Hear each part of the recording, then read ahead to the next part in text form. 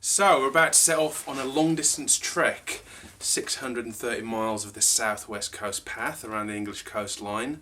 Learned quite a few lessons over the years about trying to minimise pack weight, because it does lead to quite a bit of misery at the end of the day. And we bought some modern lightweight equipment which is helping in that department. Purists would probably have you try and get as close to 12 kilos as possible. And 12 kilos is possible, but there's a trade-off between an ultralight pack and those comforts that make a trek really enjoyable. So this is our take on weight versus comfort. So I'm going to be taking my trusty REI Great Star pack. It's huge, 100 litres, a TARDIS inside. You can take as much stuff as you can carry basically. Unfortunately it looks like a sack of potatoes on me, but I'm not fashion conscious, so that's not going to be a problem. I've got the bare essentials in the bottom. We've got the tent, the mattress, the pillow, and I'm going to take my regular sleeping bag which can take any temperature. Was hoping to take this little guy, ultra lightweight sleeping bag, would have saved me about 1.5 kilos, but we did a few test camps on that and I was too cold in the night even for me, and I'm a very warm person, so I'm going to play it safe and go for the heavy bag. So unlike Daryl, who has thighs of steel, I don't have thighs of steel, and in the past I have carried 20 kilos, and that's not sensible for a woman to carry. So I have decided to switch from my trusty REI, which weighs over 2 kilos, to the Xped Lightning 60, which weighs just over a kilo. So I've saved myself a kilo in weight just by switching backpacks. So I guess it's the main section where things get interesting. Clearly those are absolute bare essentials in terms of the sleeping gear and the tent, but the rest is a challenge between survival and comfort. I'm carrying Jill's shoes, that's another story. Pair of jeans, excessive? I don't know, it's for 2.5 months, that's quite comforting for me on the off days. We've got the cooking equipment, trekking gear, pants. Some of the long distance hikers don't even take pants. Shirt for some of the evenings, waterproof jacket, and a few odds and sods for the camping. But that's as much as I'm going to take. So what's in my pack? Weight-wise, because Daryl carries the tent and the cooking gear, I carry the food and the gas. Fortunately on this trip we've got constant access to shops, so we only need food for a few days. I'll also carry the joint toiletries, some heavy things in here. We do carry wet wipes for an army shower, and I have a couple of girly luxuries. I do take a hairbrush.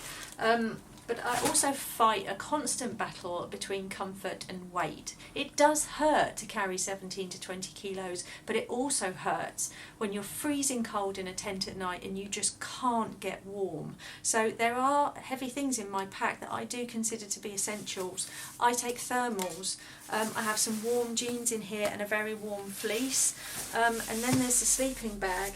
I used to take this with me everywhere. This is my One Planet. It weighs over 2 kilos, but I have never been cold in this sleeping bag. It's an absolute dream, but it's just so heavy. So I tried on a test camp to go down to a sleeping bag that only weighs around about 500-600 grams, but I was freezing all night, and Daryl ended up giving me an emergency sleeping bag to get me through the night. So now I've gone for something in the middle. This is just over a kilo. Yeah, and little weight savings like this. I mean, that's the old water bottle. 167 grams compared to these 25, so there's 140 grams saved. So one interesting point about tent selection is definitely a balance. Our previous tent was brilliant. It's about 4.5 kilos, a roomy 3-man, and it was quite warm. We looked at tents that were about 1 kilo, but I guess that was probably made out of cling film or something. This is somewhere in the middle. It's about 2.5 kilos, roomy 2-man tent, but on our practice camps we found it lets a lot more cool air in from the outside. The materials obviously a lot thinner, there's much more mesh letting the air in, so we've had to compensate with warmer sleeping gear. So we hike with this little fella here. We love him too much to put a pack on him, and he does walk twice the distance that we walk, where he sniffs around, runs about, and generally tries to herd us together if we get separated. This is only 3 days worth of food for Barney, and it's quite heavy.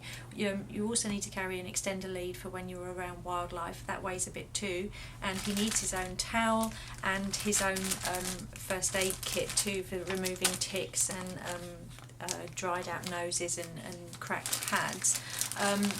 Barney also doesn't like to sleep on the tent floor. It's cold, and so he creeps onto our mattresses at night and disturbs our sleep. So I've had to make Barney his own little sleeping bag. And also the last thing you want in your tent at night is a wet spaniel. So we have to carry a raincoat for Barney as well. So it is a joy to have him around, but he does add to our pack weights. And here comes my guilty confession. I've got a number of geeky gadgets here that I want to take for good photos and video. I've got a full frame camera, 3 lenses, laptop, sturdy tripod, fluid motion head, and a few other bits and pieces in support of that. That totals 6 kilograms, which a lot of people find quite hysterical.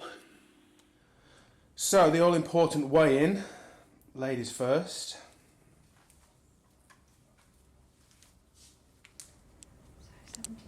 That makes mine 14.5 kilos, plus I've probably forgotten a few things here and there.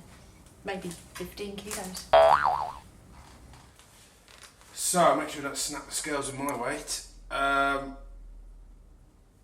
Yeah, that's 23 kilos. Probably forgotten a few things, so 24 kilos probably. Bit of a concern, given that we've got 700 miles and about 4 Everests to climb. But I'm sure you've got comments of your own. Feel free to put them down in the comment section. Wish us luck.